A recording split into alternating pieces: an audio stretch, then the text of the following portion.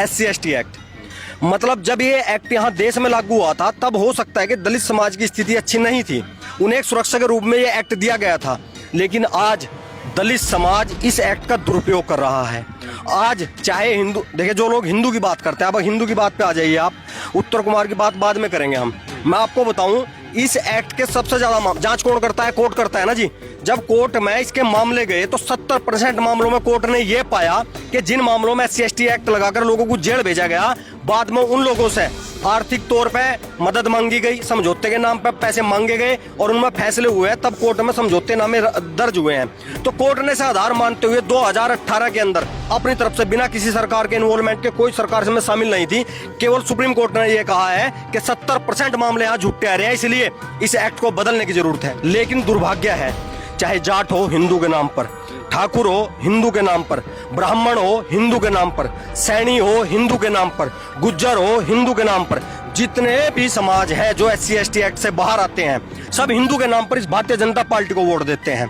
जबकि जो लोग SC/ST एक्ट के अंदर आते हैं, जो लोग इससे जुड़े हुआ समाज है, जो दलित समाज है, उत्तर प्रदेश के अंदर मैं नहीं मानता कि 1% वोट भी उन्हें भारतीय जनता पार्टी का मिलता हो। हरियाणा के अंदर आप अगर चले जाएंगे, वहां पर भी बहुत सारी सीट ऐसी हैं जहां पर मायावती अपने कैंडिडेट लड़ाती है और SC समाज वहां पर वोट देता है। हिंदू के नाम पर जो समाज भारतीय जनता पार्टी को वोट देता है, उसी भारतीय जनता पार्टी ने सुप्रीम कोर्ट के खिलाफ जाकर एक नया अध्यादेश लाकर 90वीं अनुसूची में इस कानून को दोबारा नई मजबूती के साथ, नए 24 कानूनों के साथ इसे लागू करा। किसके ऊपर लागू हो रहा है SC/ST एक्ट? जाट फंस रहे, गुज्जर फंस रहे, ठाकुर फंस रहे, सैनी फंस रहे, बनिया फंस रहा, ब्राह्मण फंस रहा। लेकिन समस्या कहाँ है? जब सुप्रीम कोर्ट ने बदलाव कराया तो 2 तारीख को भारत बंद कराया भीम आर्मी ने। जिनके लिए सुविधा दी थी कोर्ट ने, वो लोग अपने घरों में मौन व्रत धारण करे बैठे रहे। उन्हें लगा कि तेरा तो नंबर आने का ही नहीं। खाली उत्तम कुमार की बात ना करो, सहारनपुर का बता रहा, हिमांशु शर्मा एक बहुत अच्छे डॉक्टर हैं यहाँ सहारनपुर के अंदर, उनके यहाँ एक महिला की डिलीवरी हुई। उस महिला की जब वीडियो वायरल हुई, बाद में उसने कहा मुझे डॉक्टर ने बताया कि मेरे बेटी पैदा हुई है, लक्ष्मी पैदा हुई है, लेकिन उसके परिजनों ने पूरा अस्पताल तोड़ा, सारा स्टाफ पिटा, डॉक्टर पिटा, और बाद में SC/ST एक्ट का मुकदमा दर्ज भी उसी डॉक्टर के खिलाफ दर्ज हुआ। और अब समझौते के नाम पर 20 लाख रुपए मांगे जा रहे। खाली एक बात ना करो आप, मैं आपको ना, आपकी वीडियो छोटी बड़ी हो जाएगी बहुत ज्यादा, वरना मैं आपको हजारों उदाहरण बता सकता हूँ। अभी मुजफ्फरनगर का एक उदाहरण बता रहा, मुजफ्फरनगर में गांव पड़ता है, वहां पर हमारे गुज्जर बिरादरी के एक भाई थे, उसने एक कंपनी में एक लड़के को काम दिलाया। कंपनी में जब काम मिल गया, उस लड़के ने उसे अपने काम के लिए कुछ कहा होगा, उसके मैनेजर ने, तो उसने उसे धमकाया दिया, उसने उसे कुछ गलत सलत कहा होगा, जो भी हुआ। तो उसने कहा जिसने मुझे जाति सूचक शब्द कहे, उसके पास एक रिकॉर्डिंग थी। तो उसमें जब उनकी आपस में बातचीत हुई, उसने एक एप्लीकेशन थाने में दे दी। जब उसके पास मैसेज आया कि आपके खिलाफ SC/ST एक्ट में मुकदमा दर्ज होने लग रहा, तो उस आदमी ने कहा जी समझौता कर लो। उसने 30,000 रुपए मांगे, 50,000 रुपए सीओ साहब ने मांगे समझौते के नाम पर। तो उस आदमी का फोन हमारे पास है, हमने कहा भाई हम आओगे मदद करेंगे। वहां के कप्तान साहब से बात हुई, लेकिन बाद में क्या हुआ, वहां पर जो उसका आईओ था वो जाट बिरादरी का सिपाही था। मैंने उसे वो ऑडियो भेजी जिसमें 30,000 रुपए मांगे जा रहे थे। उसे लगा भाई बिल्कुल गलत हो रहा। उसने वो ऑडियो उस व्यक्ति को सुनाई जिसकी ऑडियो थी, उसने अपनी माफी मांगी, गलती का एहसास हुआ, तो उनका समझौता हो गया। लेकिन मैं ऐसे बहुत सारे मामले बता सकूं, उत्तम कुमार के नहीं, अब जिन्होंने उसके खिलाफ SC/ST का पर्चा दिया है, मुकदमा दर्ज कराया है, वो महिला 5 साल से उसके साथ काम कर रही थी। क्या 5 साल बाद पता लगा भाई शोषण हुआ, तो मुकदमा पहले दिन दर्ज होना चाहिए था ना उत्तम कुमार पर। 5 साल बाद कैसे मुकदमा दर्ज कर दिया?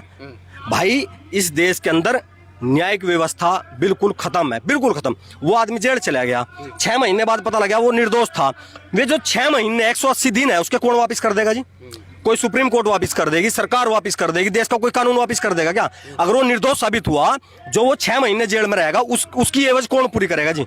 उसका जो चरित्र हनन हुआ है, उसकी एवज कौन पूरी करेगा जी? बताओ आप, कौन पूरी कर सके? नहीं, आप बताइए। उत्तर कुमार को तो यहाँ पे धागड़ छोड़ा फिल्म है, वो इतनी वायरल हुई, और पश्चिम उत्तर प्रदेश के अभिनेता माने जाते हैं, रहते भी गाजियाबाद के पास है।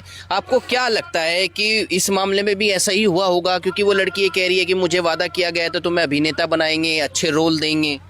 मेरा कहने का मतलब वो है ही नहीं जी। मैं कह रहा हूँ उस लड़की को, वो अपनी जगह बिल्कुल सही है।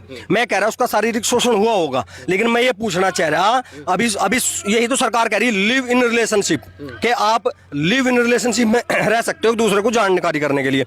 अभी कल सुप्रीम कोर्ट ने कहा है रजामंदी से शारीरिक संबंध बनाने पर दुष्कर्म नहीं हो सकता।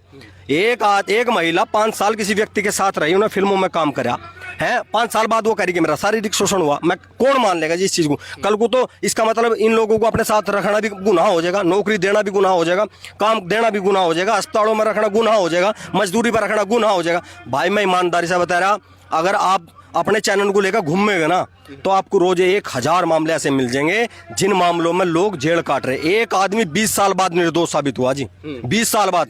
उसके ऊपर बलात्कार का मुकदमा लगाया गया नाबालिग बच्ची के साथ, SC/ST की लड़की के साथ, ब्राह्मण समाज का व्यक्ति था। 20 साल बाद वो जेल रह गया, उसके बाद पता लगा वो निर्दोष है। कौन उसके दिन वापस कर देगा जी, बताओ आप?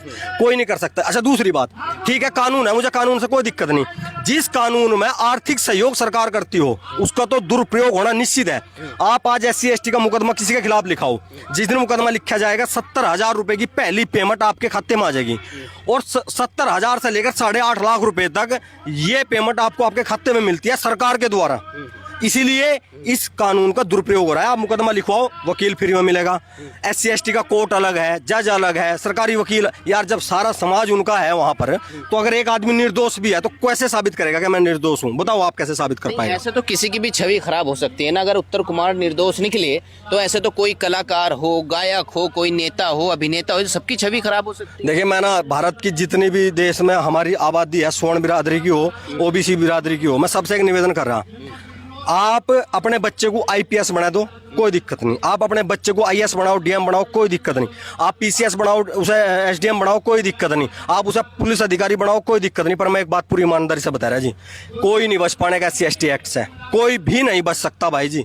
SC/ST एक्ट तो एक ऐसा जहर है, आप कितनी भी कोशिश कर लें ये हर आदमी के ऊपर हावी है। मतलब एक ही कानून के दो पहलू कैसे हो सके, हमारी समझ में नहीं आ रहा जी ये बात। इसलिए मेरा निवेदन है इस काले कानून के खिलाफ, चाहे वो कोई भी देखो हर बिरादरी का एक दूसरी बिरादरी से कहीं ना कहीं तालमेल खराब हो सका है, राजनीतिक तौर पे खराब हो सका है, सामाजिक तौर पे खराब हो सका है, लेकिन इस मामले में कोई बचने वाला नहीं है। अगर कोई ये सोचता मैं, अच्छा उत्तम कुमार कितना बड़ा नाम था, है जी, उत्तम कुमार कितना बड़ा नाम था और फिल्म निर्माता थे, है जी, एक हीरो थे। आज उस आदमी को जहर खाना पड़ा। आप अपनी, अच्छा देखो अगर किसी आदमी ने गलत करा ना, वो उसका भुगतान करने के लिए तैयार रहे, लेकिन जब बिनी बात के किसी को भुगतान करना पड़ा, मान लो उत्तम कुमार को बिनी बात के भुगतान करना पड़ गया तो उसने जहर खा लिया। आप उसकी मानसिक दशा देखो कि उसकी मानसिक दशा कितनी खराब हुई जिस व्यक्ति ने। उसे ये तो पता ही था कि भाई तो 2 महीने 3 महीने बाद बाहर आ जाएगा, लेकिन उसे पता था कि किसी को काम दिया, किसी को नौकरी दी, किसी को पैसा दिया, उसे कामयाब होने का रास्ता दिखाया और उसी आदमी ने उसके ऊपर SC/ST एक्ट लगा दिया।